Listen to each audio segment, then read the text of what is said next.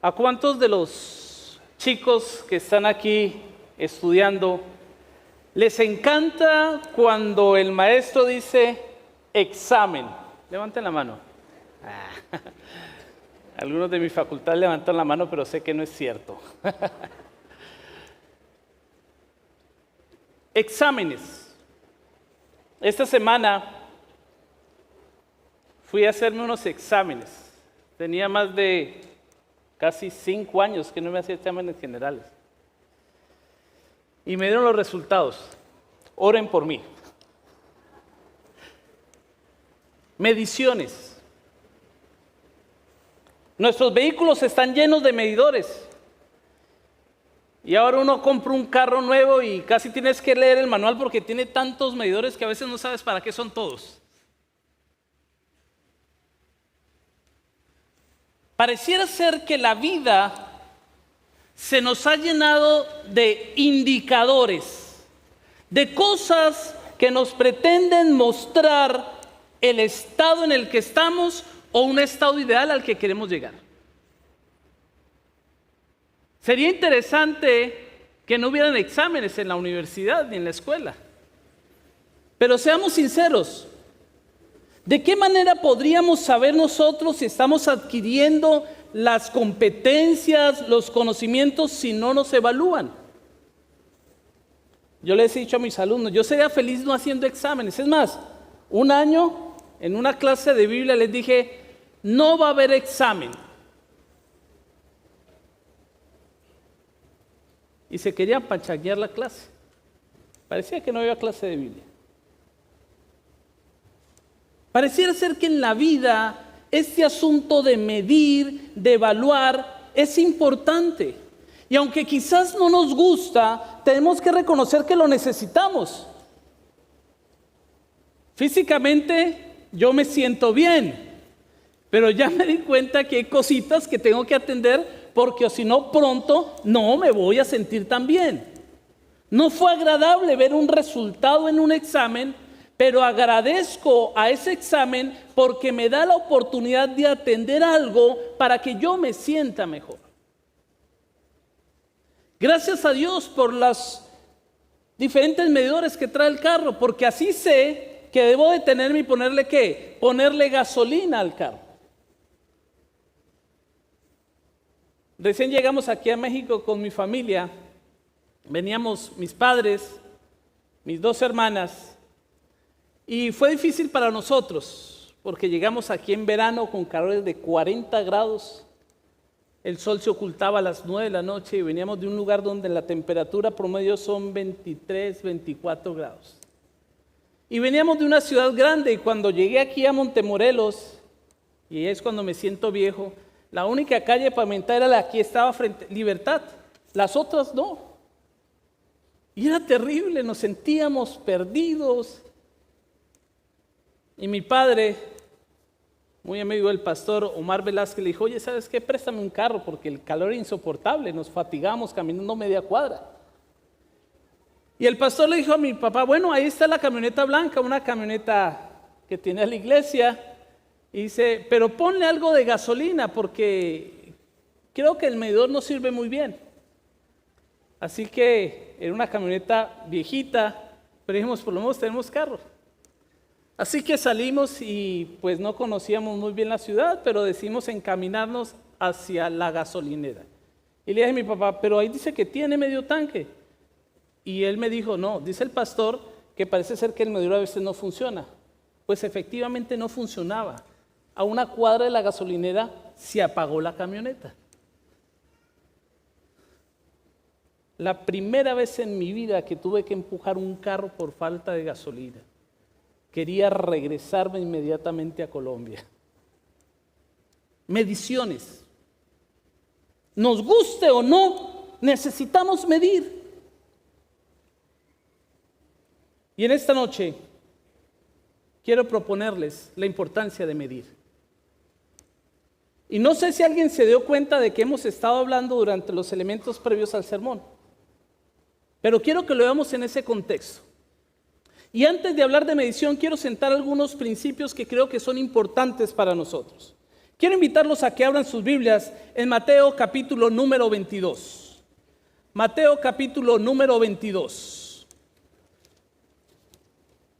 Y vamos a leer los versículos a partir del versículo, 37 y 38. Leeremos Mateo 22, 37 y 38.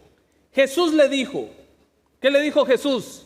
Amarás al Señor tu Dios ¿con qué? Con todo tu corazón, con toda tu alma y con toda tu mente. Ese es el primero y grande mandamiento.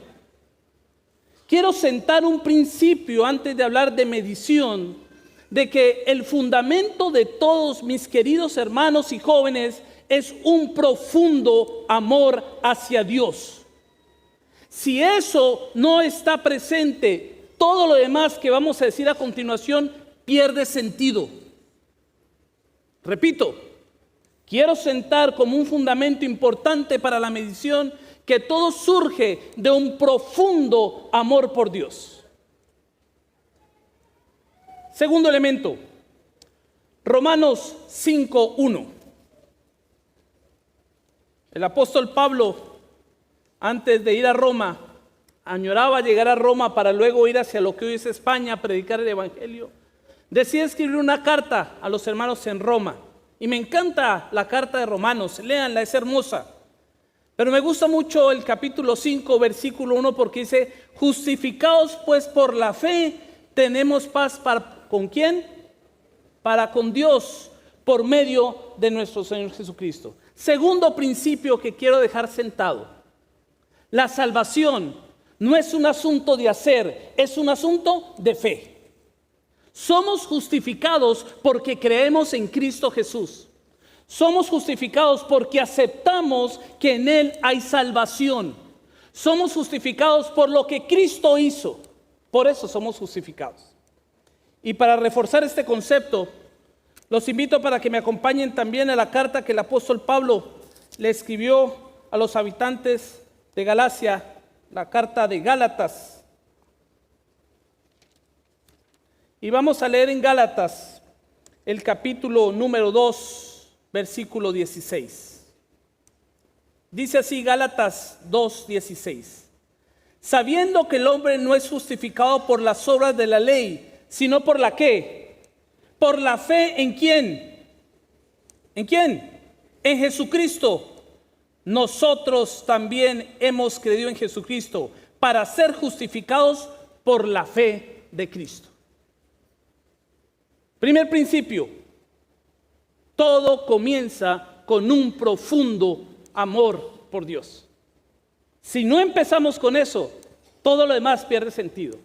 Segundo principio, no se trata de lo que hago, se trata de lo que Cristo hizo por mí y de que yo soy declarado justo por la fe en Cristo Jesús. Y entonces, ahora sí hablemos de medir. ¿Cómo puedo yo, Nelson Díaz, saber que en mi proceso de amar a Cristo, en mi proceso de relacionarme con Él, en el proceso de aceptar la salvación por los méritos de Cristo Jesús, estoy caminando en la ruta correcta? Porque la realidad es que hay muchas voces. Si entramos a internet, podemos ver una gran cantidad de conceptos que aún tomando la Biblia nos presentan caminos muy diferentes para nosotros medir nuestro crecimiento cristiano. Y es aquí, hermanos, donde cobra vigencia la mayordomía.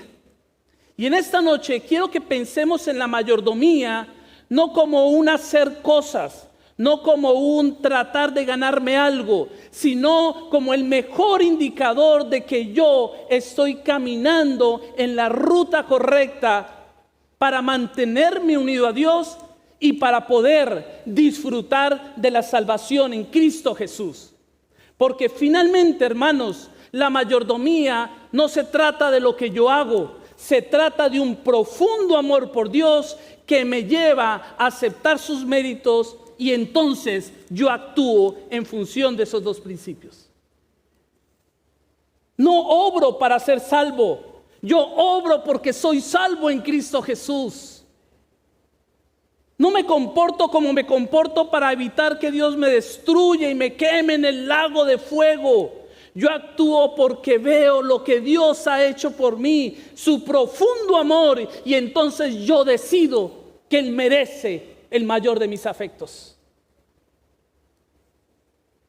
Y a partir de este pensamiento, quiero invitarlos a que vayamos al libro de Mateo.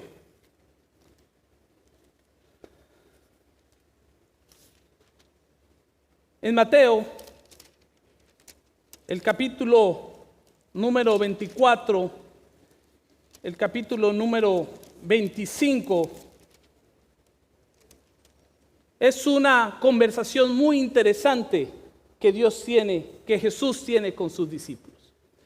Para ponerlo en contexto, porque lo que vamos a tratar de aplicar en esta lectura tiene que ver con el contexto, nos encontramos con que Jesús se retira junto con sus discípulos, y mientras va caminando con sus discípulos en el capítulo 24 mencionan, le dicen: mira Jesús, qué hermoso templo tenemos, qué maravilla. Y entonces empieza un diálogo con sus discípulos, y ese diálogo tiene que ver con dos asuntos importantes: ¿cuándo sería destruido el templo? ¿Y cuándo sería la venida del reino? Y entonces el Señor en el capítulo número 24 les empieza a dar indicios, respuestas a estas inquietudes. Pero finalmente, al ir cerrando la respuesta, el Señor se toma el tiempo de darles unas parábolas. Y estas parábolas debemos leerlas en ese contexto, en el contexto de la preparación para la venida del Señor. Y es allí donde en el capítulo número 25, a partir del versículo número 14, tenemos la parábola de los talentos. Es una parábola bastante conocida, y voy a pedirles que por favor, si alguien no la conoce de manera profunda, esta noche o mañana en la tarde se tome tiempo para leerla. Y léala con el capítulo 24 y encontrará la belleza que tiene esta parábola y las lecciones que nos dejan. Pero para el propósito de esta noche, quiero quedarme con algunos elementos importantes. Vamos a leer a partir del versículo número 14 y leeremos sobre el 14 y el 15 inicialmente. Dice así Mateo 25, 14 y 15. El reino de los cielos es como un hombre que yéndose lejos llamó a ¿quiénes? A sus siervos, y le entregó sus ¿qué? Sus bienes. Nos quedaremos hasta aquí.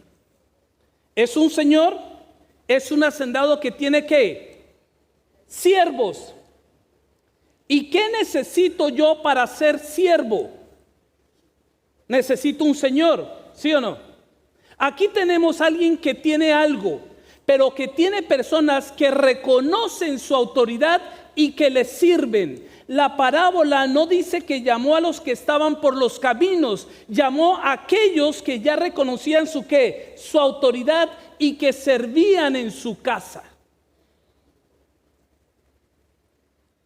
La mayordomía es mi indicador de fidelidad, porque la mayordomía me permite a mí, Nelson Díaz, que he decidido ser siervo del Señor, identificar cómo estoy administrando los recursos que el Señor me ha dado. Principio importante en la mayordomía.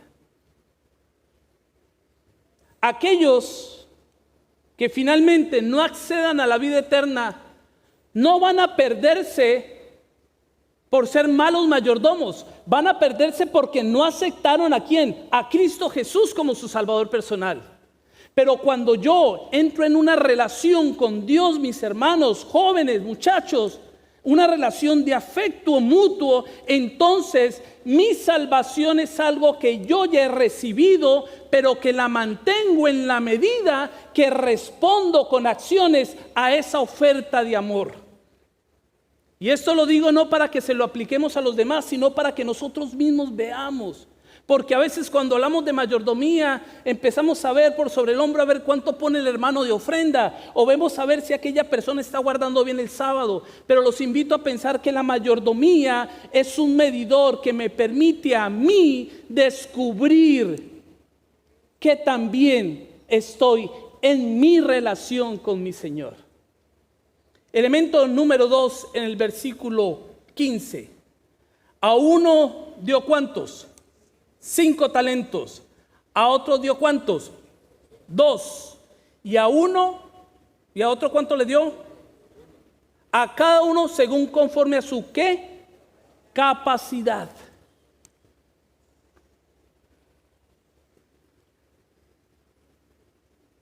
Es tiempo que yo deje de ver qué dones han recibido los demás.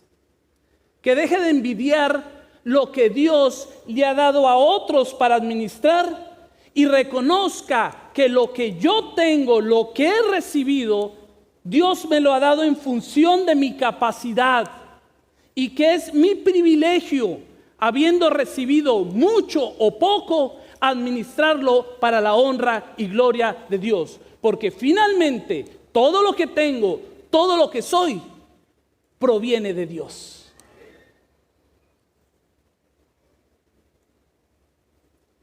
Sigue la historia, la parábola, y dice que el Señor se fue y regresó. Y entonces quiero que leamos a partir del versículo número 24. Mateo 25, a partir de el versículo 24. Pero acercándose también al que había recibido un talento, dijo: Señor, te conocía que eres hombre duro, que ciegas donde no sembraste y recoges donde no esparciste. Por lo cual tuve miedo y fui y escondí tu talento en la tierra. Aquí tienes lo que es tuyo. Respondiendo su señor le dijo: siervo malo y negligente, sabías que ciego donde no siembro y que recojo donde no esparcí.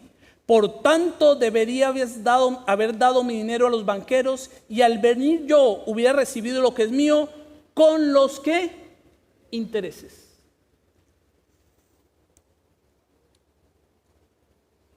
Un principio importante en nuestra mayordomía, hermanos, es que nuestra mayordomía debe generar riqueza.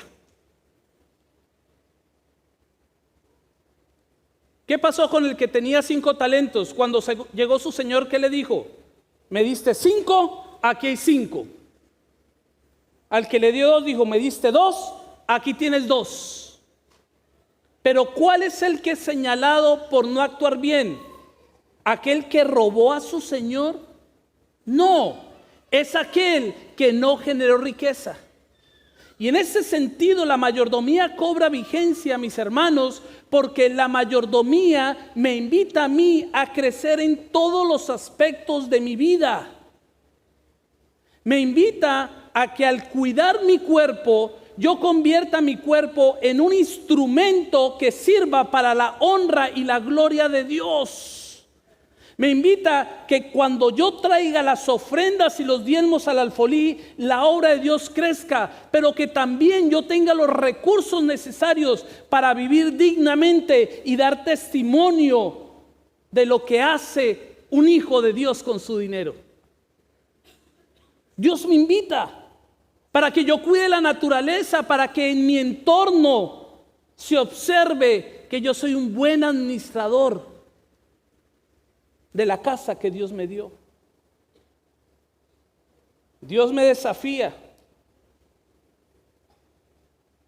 para que yo crezca en talentos. Y en la medida en que desarrollo capacidades y las ponga en las manos de Dios, Él me recompense siendo un instrumento útil en su causa.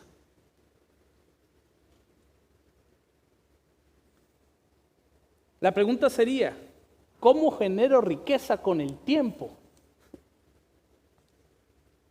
Todos tenemos las mismas horas. Nadie recibe más horas que otros. Pero quiero invitarlos a pensar que en la mayordomía del tiempo no se trata que yo tenga más tiempo, porque todos tenemos lo mismo. Se trata de que a través del uso de mi tiempo yo glorifique a Dios y que evidencie no solamente cómo guardando el sábado y dedicándole el tiempo a Dios yo soy bendecido, sino también que yo demuestre cómo cuando yo me reconozco como mayordomo de Dios, que lo amo y que vivo para Él, aún el tiempo que me queda es suficiente para el logro de mis metas y de mis anhelos.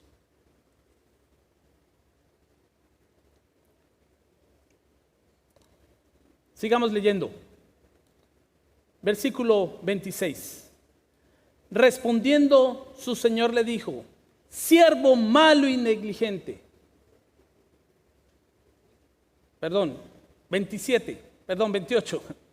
Quitadle pues el talento y dadlo al que tiene 10 talentos, porque al que tiene, ¿se le qué? Se le será dado. ¿Y qué dice después? ¿Y qué más? Y al que no tiene, aún lo que ¿qué? No tiene, ¿le qué? Le será quitado. Y al siervo inútil, echadlo en las tinieblas de afuera. Sentencia dura, pero sentencia justa.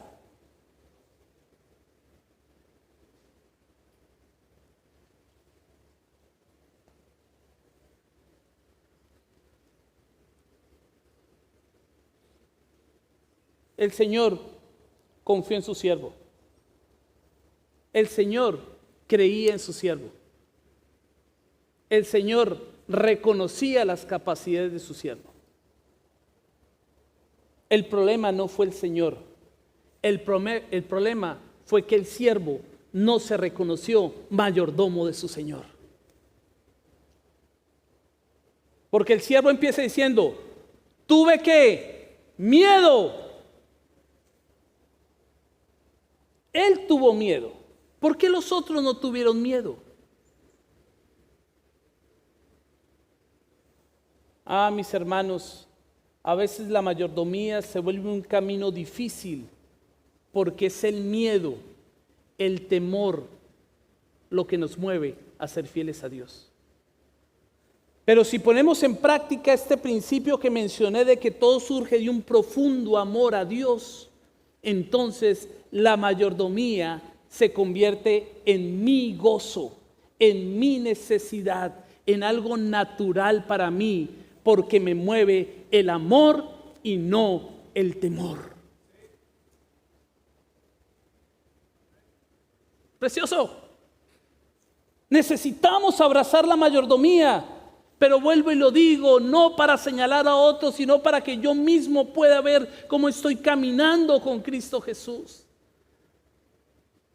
Necesito reconocerme en mis debilidades. Ya estoy pensando en lo que me va a decir el doctor cuando vea mis exámenes. Y ya sé lo que me va a decir. Y tengo que reconocer que tengo que hacer cambios en mi estilo de vida. Los tengo que hacer. Y no para que me duelan las coyunturas más adelante o para que me sienta mejor unos cuantos años más. Es porque tengo que reconocer que Dios me dio este cuerpo para ser mayordomo de Él. Y porque quiero honrarlo con mi cuerpo. Porque quiero que mis fuerzas puedan servir para alcanzar a otros. Porque quiero seguir disfrutando de los campamentos con los muchachos, aunque a veces ya llego a los campamentos y me tiro y casi no me puedo parar por un día, ¿cierto, amor? Necesito cuidar mi cuerpo, porque es el instrumento que me dio Dios para disfrutar de la vida y para honrarlo. Y no es una carga que les quiero imponer a ustedes, es mi necesidad, porque amo a Dios y porque quiero vivir con Él por la eternidad.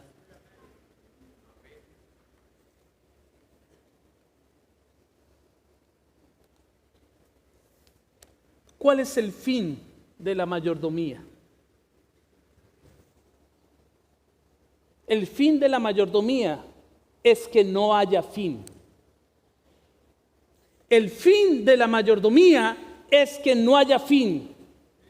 Porque lo interesante es que cuando yo estudio la palabra de Dios, yo encuentro que Dios estableció la mayordomía en un mundo sin pecado. Lo primero que le dice Dios a Adán, que registra la Biblia, le da la indicación de la dieta que va a llevar, indicándonos que él estaba estableciendo el tipo de cuidado que debía tener ¿de qué? De su cuerpo. Si seguimos la cronología, después le da que un trabajo, le pone a cuidar y a cultivar el jardín del Edén, lo que implica administración de qué? De los recursos que iba a tener. Después de eso le da a una maravillosa esposa que tiene que ver con la administración de nuestro cuerpo y de nuestros recursos. ¿Sí o no, caballeros? Inmediatamente después, Dios establece el sábado, indicándonos la importancia de la mayordomía de ¿qué? De nuestro tiempo. Hermanos, desde la perspectiva bíblica, el fin de la mayordomía es que no haya fin, porque aún en un mundo perfecto, la mayordomía seguirá siendo un elemento indispensable en la vida de aquellos que aman a Dios. Pero si lo quieren poner en términos terrenales, quiero invitarlos para que vayamos al fin de la mayordomía. Y voy a ir al último libro de la Biblia. Vamos a ir a Apocalipsis, capítulo 22. Y voy a cambiar algunas palabras del texto, solo con un propósito pedagógico. Apocalipsis 22. Y vamos a leer a partir del versículo número 10. Está hablando Juan, el discípulo amado. Está escribiendo, perdón. Y me dijo: no selles las palabras de la profecía de este libro, porque el tiempo está cerca. El que es mal mayordomo, sea mal mayordomo todavía. El que no aplica bien los principios de la mayordomía, sígalo haciendo.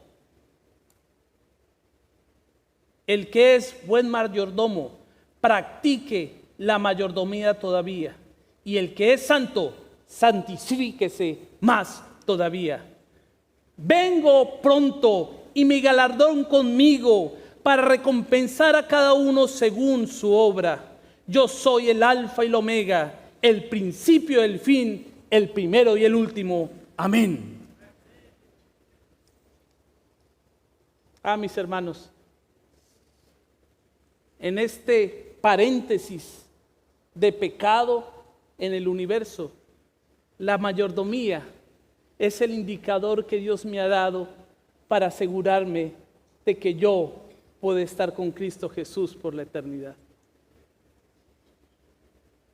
La mayordomía se convierte en un ayo, en un elemento que me ayuda para consagrar mi espíritu, alma y cuerpo al Señor. La mayordomía es el ejercicio de la fe a través de mis acciones para poder volver a ver a mi Señor.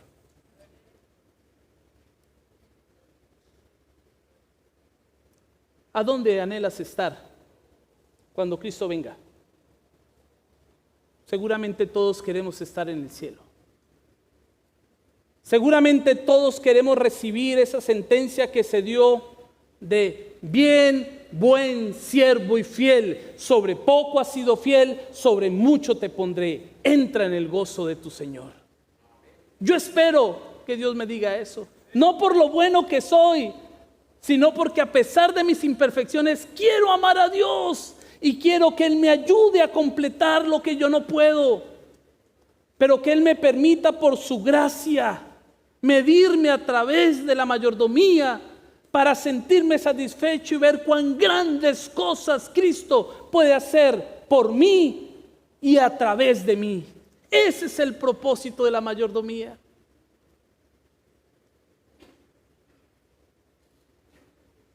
La medición puede ser difícil, pero es necesaria. Y yo espero ese momento glorioso cuando Dios me diga, Nelson, no lo hiciste tan bien, pero me amaste.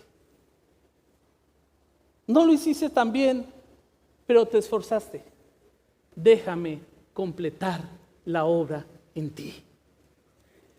Y entonces, por la eternidad, seré un buen mayordomo de Dios. No sé cuál sea tu sueño más anhelado, pero a mí me gustaría invitarte esta noche a que decidas ser un buen mayordomo de Dios. Si estás en este lugar o si nos estás viendo por los diferentes medios, es porque Dios ha puesto en tu corazón el ser su siervo. Y en esta noche quiero invitarte para que tú decidas ser un mayordomo para la honra y la gloria de Dios. Que tomes lo poco o lo mucho que Él te ha dado y que decidas ponerlo en sus manos. Que tú le digas, Señor, tengo un cuerpo enfermo, pero aquí está quebrantado, pero decido que tú seas quien lo convierta en un instrumento de salvación para mí y para los que me conocen. Que tú le digas, Señor, estos son mis ingresos. Y que como la viuda, que traigas lo poco, lo mucho a su presencia para que Él lo multiplique para su honra y su gloria. Que tú le pongas en sus manos tu tiempo. Reconozcas y digas, Señor, no tengo mucho tiempo, tengo que estudiar, trabajar, atender muchas cosas, pero Señor, santifica mi tiempo, te lo doy todo a ti. Y que entonces tú te conviertas en un buen siervo y fiel. Vamos a cantar el último himno y lo vamos a cantar 2 veces. Y voy a pedir que mientras nos dirigen los muchachos en este canto, tú cierres los ojos y lo vuelvas a oración. Y que si tú decides hoy ser un fiel siervo de Dios, si anhelas convertirte en el mayordomo que Dios espera, te coloques en pie, como una expresión de decirle, Señor, aquí estoy, mídeme, pero con tu medida. Ayúdame a observarme, pero no para compararme, no para ver lo bueno que soy, sino para ver qué tan cerca estoy de ti. Y dile que por el profundo amor que le ha despertado en ti, te ayude a caminar en mayordomía de hoy hasta la eternidad. Vamos a cantar.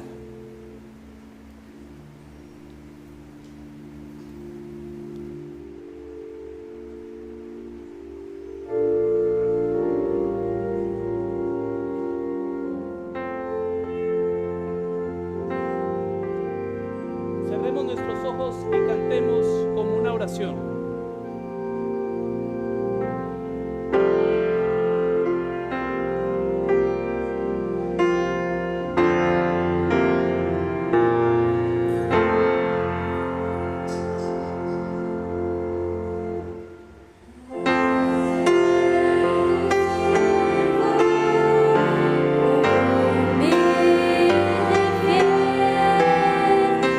Que ayude a todos.